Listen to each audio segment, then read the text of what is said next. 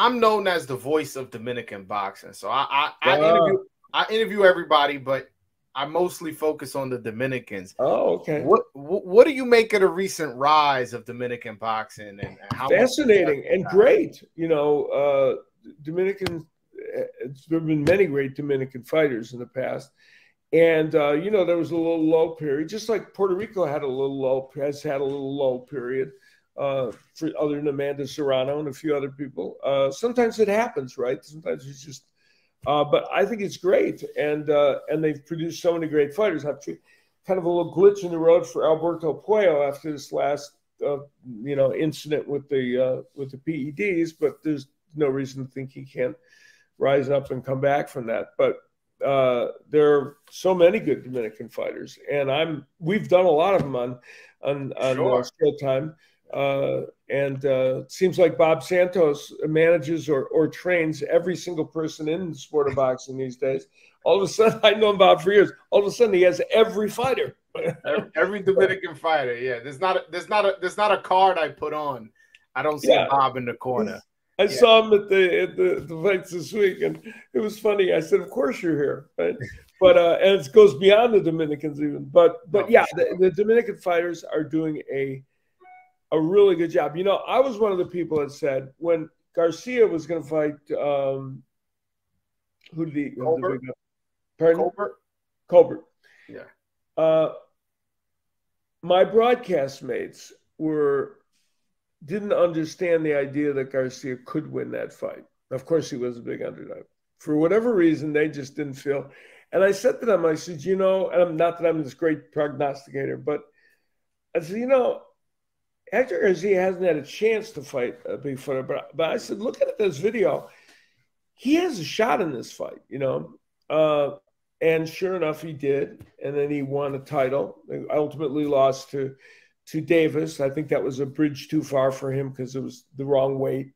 And he wasn't quite ready for that. I thought he fared well in that fight. I thought he did. Pardon? Up until he got touched. Yeah, he wasn't fighting badly. And so you know, they have Adames, of course, is great. We're going to see him on the main event. He's a terrific fighter who needs at some point to get a shot at a middleweight title. That WBC, man, I don't know what they're doing over there. It's very odd because, you know, at this point, really, Charlo needs to defend his title. And we will see Adames this in June fighting, and if he wins that fight, he certainly can lay claim to the idea that they should get a world title shot. So out of all the Dominicans, Elvis Rodriguez, you know, Carlos Adames, Hector Luis Garcia, Edwin De Los Santos, like who do you like most? Who do you think? Like, well, you mentioned Edwin De Los Santos too, who's really good. I mean, he's fun to watch. It's exciting. But I could say that about all those fighters, that they're fun to watch, you know? Yeah, sure. They really are. Every one of them. And it's not because they're crazy wild brawlers. They're good technicians, but they entertain when they fight. You know, every single one of them. Every one of them does. If given the opportunity, you know, sometimes you can be in a fight where someone can deaden it a little bit, but every one of them bring that ability to it. And boy, who would I mean, I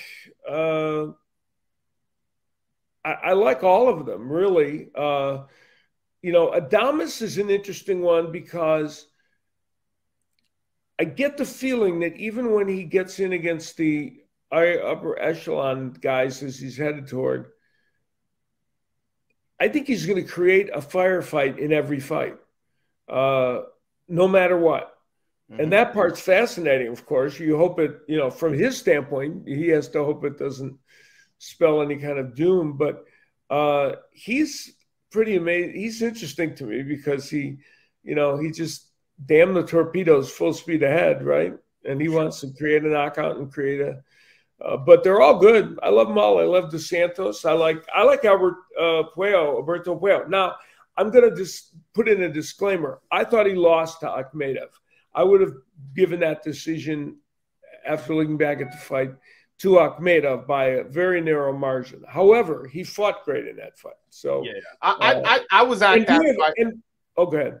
No, I'm sorry. Go ahead. and would have beaten Rolly Romero had they fought.